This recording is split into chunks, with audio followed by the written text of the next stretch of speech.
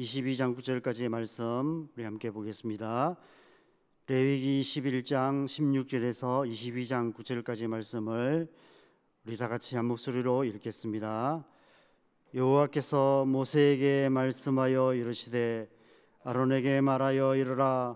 누구든지 너의 자손 중 대대로 육체에 흠이 있는 자는 그 하나님의 음식을 드리려고 가까이 오지 못할 것이니라. 누구든지 흠이 있는 자는 가까이 하지 못할지니 곧 맹인이나 다리 저는 자나 코가 불하는 자나 지체가 더한 자나 발 부러진 자나 손 부러진 자나 등 굽은 자나 키 못 자란 자나 눈에 백막이 있는 자나 섭진이나 버짐이 있는 자나 고안 상한 자나 제사장 아론의 자손 중에 흠이 있는 자는 나와 여호와께 화제를 드리지 못할지니 그는 흠이 있은즉 나와서 그의 하나님께 음식을 드리지 못하느니라.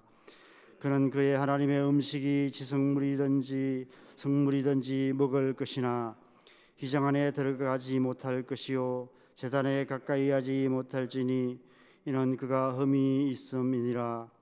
이와 같이 그가 내 성소를 더럽히지 못할 것은 나는 그들을 거룩하게 하는 여호와임이니라. 이와 같이 모세가 아론과 그의 아들들과 온 이스라엘 자손에게 말하였더라. 여호와께서 모세에게 말씀하여 이르시되 아론과 그의 아들들에게 말하여 그들로 이스라엘 자손이 내게 드리는 그 성물에 대하여 스스로 구별하여 내 성물을 욕되게 함이 없게 하라.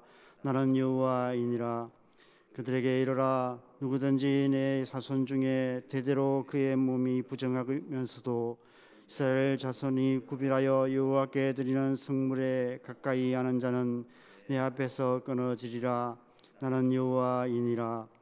아론의 자손 중 나병 환자나 유출병자는 그가 정결하기 전에는 그 성물을 먹지 말 것이요 시체의 부정에 접촉된 자나 설정한 자나 물어 사람을 부정하게 하는 벌레에 접촉된 모든 사람과 무슨 부정이든지 사람을 더럽힐 만한 것에서 접촉된 자 곧 이런 것에 접촉된 자는 저녁까지 부정하니 그의 몸을 물로 씻지 아니하면 그 성물을 먹지 못할지며 해질 때에야 정하리니 그 후에야 그 성물을 먹을 것이니라.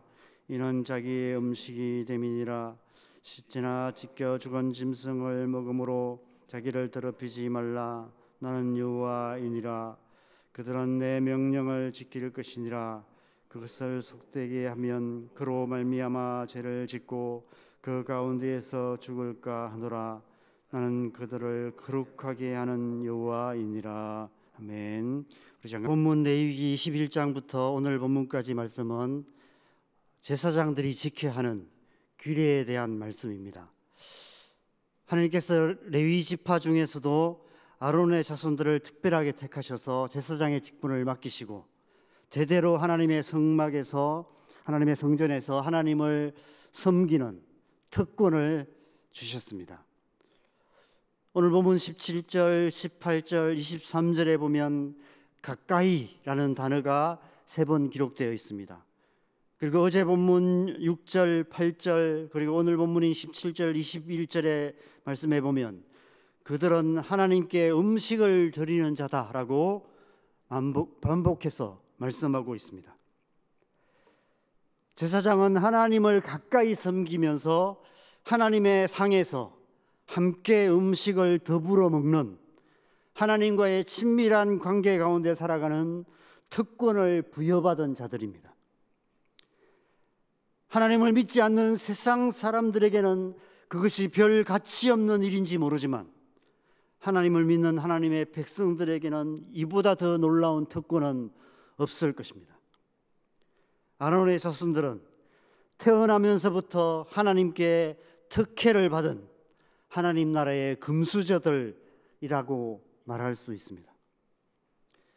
그런데 어제와 오늘 본문 말씀을 보면 그것이 마냥 부럽기만 한 특권만은 아니라는 사실을 알 수 있습니다. 어제 본문에서 제사장들은 백성들보다도 더 높은 수준의 삶을 살아야 하는 것에 대해서 말씀하고 있습니다. 그리고 오늘 본문 21장 하반부 말씀에서는 아론의 자손이지만 제사장으로 섬길 수 없는 흠이 있는 자들에 대한 말씀을 하고 있고, 22장 말씀에서는 여호와의 성물을 먹는, 또 먹지 못하는 그런 규례에 대해서도 말씀하고 있습니다. 왕관을 쓰려는 자는 그 무게를 견뎌야 한다라는 격언처럼 제사장의 특권에는 더 높은 수준의 거룩함의 요구가 뒤따르고 있는 것입니다. 저는 오늘 본문 가운데서 22장의 말씀은 내일 본문과 함께 묵상을 하려고 합니다. 그래서 오늘은 21장 말씀 16절에서 24절까지 말씀만을 묵상하려고 합니다. 오늘 말씀에 보면 아론의 자손으로 태어났지만 육체적으로 흠이 있는 자는, 곧 신체적인 장애가 있거나 특별한 질병이 있는 자는 제사장으로 섬길 수 없다라고 말씀하고 있습니다. 이 말씀을 읽다 보면 마음 한구석에 이런 다소 좀 유치한 그런 질문이 생길 수 있습니다. 하나님께서 장애인에 대해서 차별하시는 거 아닌가? 이런 질문이 생길 수 있습니다. 오늘날 이 세상은 장애인에 대한, 인권에 대한, 그런 차별에 대한 문제가 아주 중요한 이슈가 되는 그런 세상입니다. 요즘 가장 핫한 드라마도 장애인에 대한 이슈로 인해서 더욱 유명해지고 있는 것 같습니다. 이런 이슈에 민감한 사람들은 오늘 본문을 읽으면 발끈할 수 있습니다. 하나님은 차별이 없으신 분이신데 왜 지금 장애인에 대해서 차별하고 계시지? 이런 생각이 들 수 있습니다. 여러분, 왜 하나님께서 육체적으로 흠이 있는 자, 장애를 가진 자들은 제사장으로 섬기지 못하게 하실까요? 그 이유는 제사장이란 이름이 갖는 무게 때문입니다. 제사장이란 직분의 특수성과 상징성 때문입니다. 이해하기 쉽게 이런 예를 들 수 있습니다. 여러분, 대한민국 남자들에게 있어서 군대 문제는 인생의 중요한 문제입니다.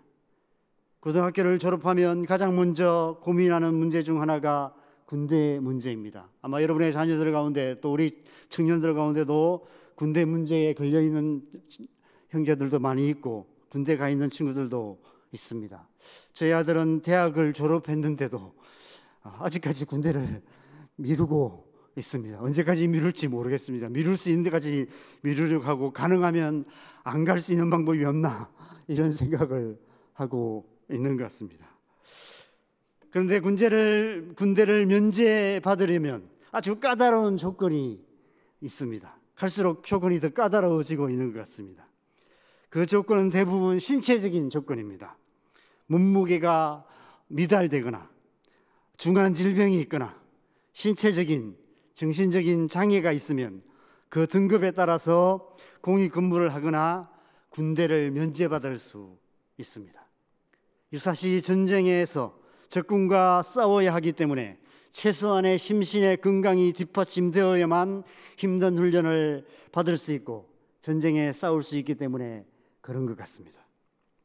저도 강원도 하천에서 군대 생활을 했는데 군 생활 중에서 가장 힘들었던 것 두 가지를 말하라 한다면 첫 번째는 100km 산악행군이었습니다. 소총에 군장까지 메고 강원도 험한 산길을 1박 2일 동안 잠도 자지 않고 밤새 행군을 했던 기억이 납니다. 여러분, 발바닥에 500원짜리 동전보다 큰 물집이 몇 개나 잡힌 경험을 해보신 적이 있습니까? 이렇게 큰 물집이 생길 수도 있구나, 이런 것을 경험을 처음 해봤던 것 같습니다. 전쟁 시에 전진을 하거나 후퇴를 해야 하는 상황에 대비해서 하는 훈련이었던 것 같습니다. 또 한 가지 어려웠던 것은 내무 생활이 정말 힘들었습니다. 정신적으로 너무 힘들게 만드는, 지금 생각해도 이가 갈리는, 군대 말로 또라이라고 하는 그런 고참들이 너무 많았습니다. 군 생활을 무사히 마치려면 그런 비상식적인 인간들의 횡포를 견뎌낼 만한 최소한의 정신적인 건강함은 있어야 하는 것 같습니다. 그래서 신체적으로 너무 허약하거나 중한 질병이 있거나 심신이 미약하거나 장애인들은 군대를 가고 싶어도 갈 수 없습니다. 여러분, 우리는 그것을 가지고 차별이라고 하지 않습니다. 장애인이 군대를 못 가는 것에 대해서 장애인 차별이라고 말하는 사람은 아무도 없습니다. 여러분, 군대 중에서도 특전사나 해병대나 UDT 같은 특수부대는 더 엄격한 신체 조건을 갖추어야만 합니다. 더 극한 상황을 견뎌낼 수 있는 더 극한 훈련을 받고, 그래서 더 강철 같은 체력과 정신력이 있어야만 갈 수 있습니다. 그래서 저 같은 사람은 특수부대를 가고 싶어도 갈 수 없습니다. 여러분, 특수부대 가운데 의장대라는 부대가 있습니다. 국가 중요 행사 때나 국빈 방문 때 깃발을 들고 행진을 하거나 총검술로 화려한 퍼포먼스를 보여주는 부대입니다. 그런데 그 부대를 가려면 그 어떤 부대보다도 엄격한 선발 기준을 통과해야 합니다. 그 가장 중요한 기준은 키와 몸무게입니다. 인터넷 검색을 해보니까 키가 180 이상이어야 하고 몸무게는 65kg 이상, 90kg 이하여야만 합니다. 아마 우리 남산교회 형제님들 가운데 이 조건에 맞는 분들은 별로 많지 않으실 것 같습니다. 목사님들 가운데 이 조건에 맞는 분은 아마 오창호 목사님 한 분밖에 없는 것 같습니다. 여러분, 특수부대와 의장대는 대한민국 군대가 얼마나 강하고 잘 훈련된 군대인지를 상징적으로 보여주는 특수성과 상징성이 있기에 더욱 엄격한 신체적인 기준이 요구됩니다. 여러분, 하나님께서 아론의 자손 가운데서 육체적으로 흠이 있는 자들을 제사장 직분을 금하신 이유도 제사장이라는 직분이 갖는 특수성과 상징성이라는 차원에서 생각해 보면 이해가 쉬울 것 같습니다. 아시다시피 제사장의 주된 역할은 백성들의 죄를 대속하는 제사를 드리는 일이었습니다. 그들은 날마다 소나 양을 잡아서 각을 뜨고 피를 뿌리고 불에 태워 화제를 드리는 육체적으로도 쉽지 않은 중노동을 해야만 했습니다. 게다가 온갖 죄의 문제를 가지고 찾아오는 추악한 인간들을 만나야 했고, 날마다 비명을 지르며 죽어가는 짐승의 소리를 들어야 했고, 피로 흥건한 성막들에서 하루 종일 피냄새를 맡으며 살아야 했습니다. 그것도 하루 이틀 한두 해가 아니라 평생을 그렇게 살아야만 했습니다. 육체적으로도 정신적으로도 건강한 사람이 아니면, 온전한 사람이 아니면 감당할 수 없는 일이었습니다. 여러분, 22절 말씀 우리 함께 읽어볼까요? 22절 말씀 우리 함께 읽겠습니다. 시작.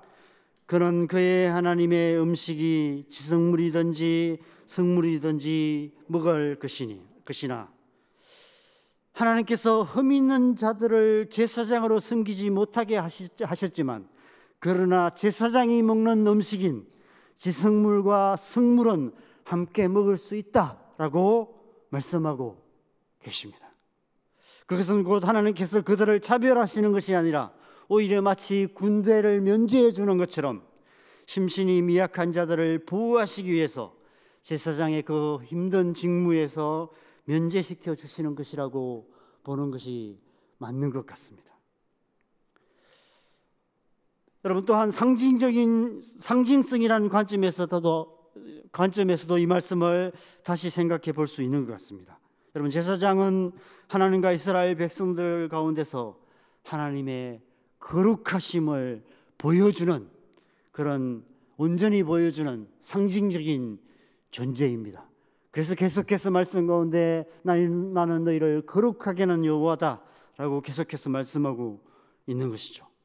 그래서 제사장들은 도덕적으로도 성적으로도 일반 백성들보다도 더 높은 수준의 거룩한 삶을 살아야 할 것을 요구하면서 동시에 육체적으로도 흠이 없는 온전함을 요구하고 있는 것입니다.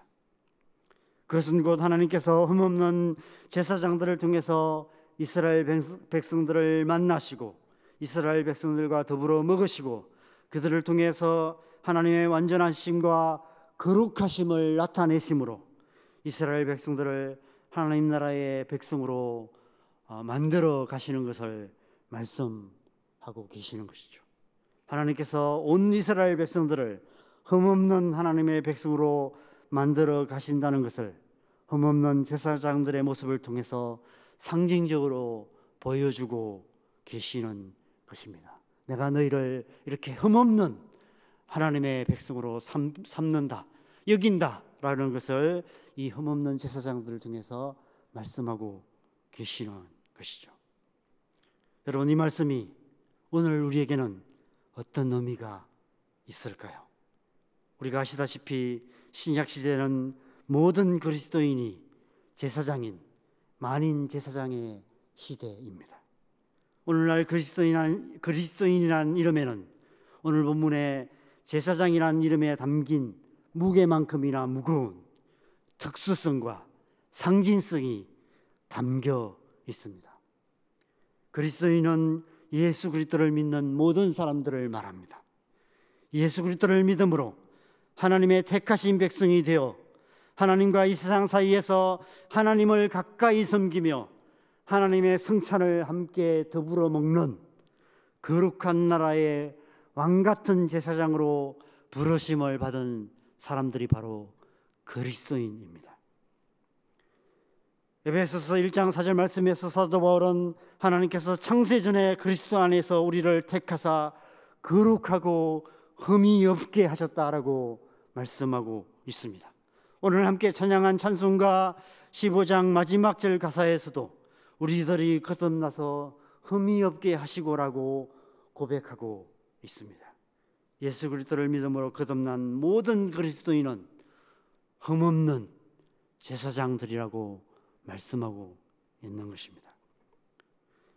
뿐만 아니라 그리스도인이라는 이름에는 하나님이 어떤 분이신지를 드러내는 상징성이 담겨 있습니다. 그리스도가 어떤 분이신지, 예수님이 어떤 분이신지, 바로 예수 그리스도의 이름으로 일컬음을 받는 자들이 바로 그리스도인인 것입니다. 우리의 존재 자체가 이 땅에 오신 하나님이 어떤 분이신지, 하나님의 거룩하심과 온전하신 사랑을 이 땅에 보여주는 그런 상징적인 존재라는 것입니다. 거룩한 성도이며 하나님의 사랑받는 아들, 딸, 바로 우리 그리스도인이라는 것입니다. 여러분, 그래서 우리는 다르게 살아야 합니다. 이 세상 사람들과 다른 존재로 다른 삶을 살아야 합니다. 애굽 땅에서 요셉이 그러했고, 블레셋 땅에서 다윗이 그러했고, 바벨론 땅에서 다니엘이 그러했던 것처럼 이 세상 사람들이 흠잡을 것 없는 그런 사람이 되어야 합니다. 이 세상이 흉내조차도 낼 수 없는 높은 수준의 거룩한 삶을 살아야 하며 애절한 사랑을 노래하기만 하는 사랑 없는 이 세상에서 원수까지도 사랑하는 실천적인 사랑의 삶을 살아야 하는 것입니다.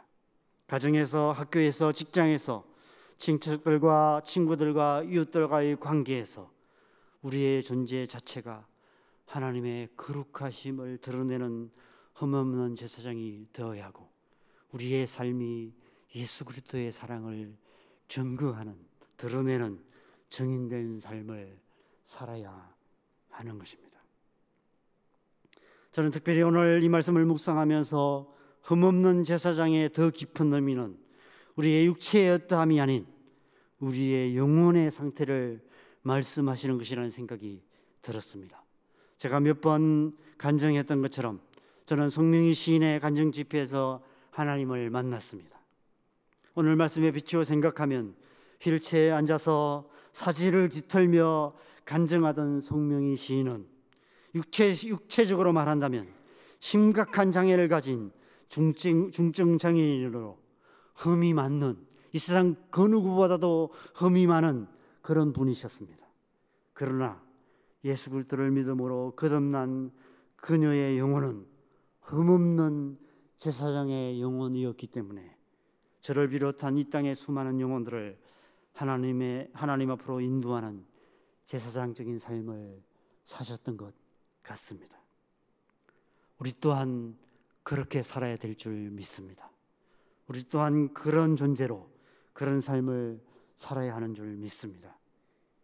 하나님께서 예수 그리스도를 믿음으로 거듭난 우리를 흠없는 제사장으로 부르셔서 우리를 통해서 이 세상 수많은 영혼들을 하나님 앞으로 인도하는 제사장적인 삶을 살라라고 우리를 이 땅에 보내신 줄 믿습니다. 그래서 우리는 우리의 존재를 통해서, 우리의 삶을 통해서 우리의 가족, 친구, 이웃들에게, 직장 동료들과 길에서 우연히 만난 그 누군가에게 예수 그리스도를 존재하는 정인이 되고 정인된 삶을 살아가야만 하는 것입니다. 저와 여러분의 오늘 하루가 그런 하루 되시기를 바랍니다. 흠없는 제사장의 영혼으로 살아가는 하루, 그런 복된 하루하루를 살아가는 저와 여러분 되어서 저와 여러분을 통해서 이 땅에 하나님의 뜻이 이루어지고 하나님 나라를 이루어가는 저와 여러분 되시기를 주님의 이름으로 간절히 축원합니다. 함께 기도하시겠습니다.